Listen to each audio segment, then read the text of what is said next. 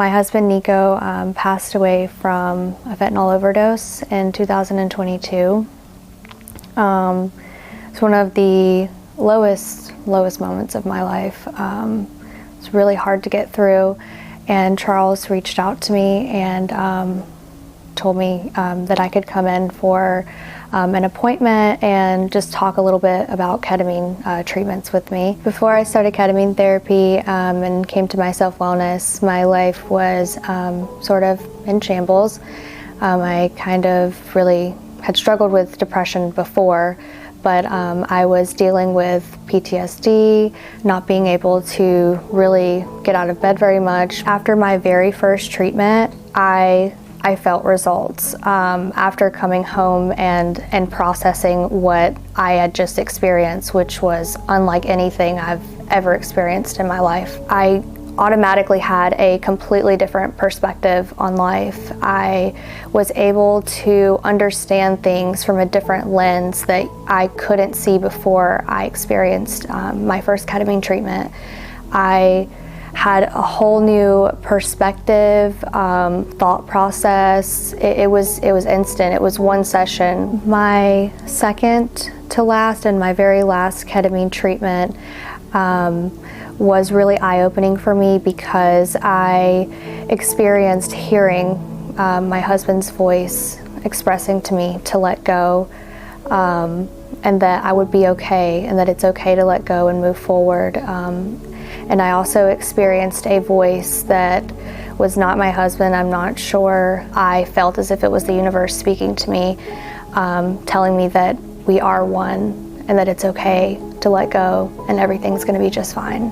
It was life-changing, completely life-changing. It is real. There's no way to express that other than to experience it. If you're someone who is thinking about experiencing or trying ketamine therapy, I would definitely say give it a chance because it's medicine. It's not another way to get high at all. It's really life-changing. I wanted something that I was not going to have to take every single day for the rest of my life. This was an opportunity for me to actually take something that is going in and repairing parts of your brain that have, trauma that is deeply rooted that you can't solve with something that is just keeping you stable for the day, a medication you take daily. After completing my ketamine treatments, I would say we're exactly a year out.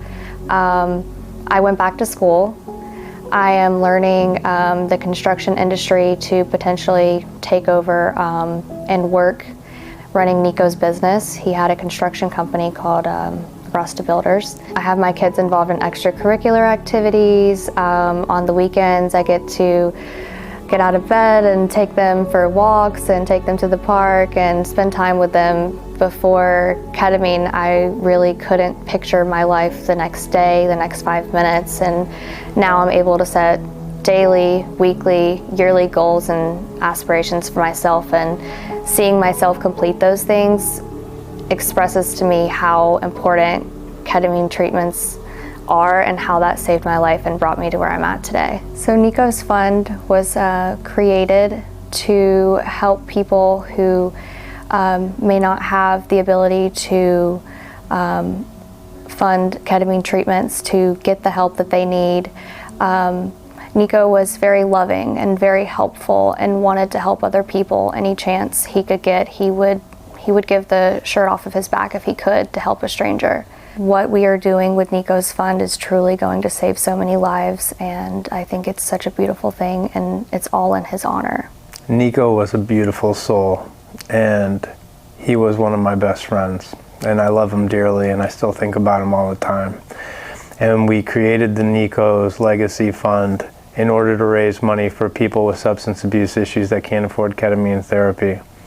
And so if anybody out there knows somebody that's struggling or suffering and they need access to something like this, or if somebody is looking to donate money to help fund people that can't afford ketamine therapy, go to WOCFUND.org and help save a life today.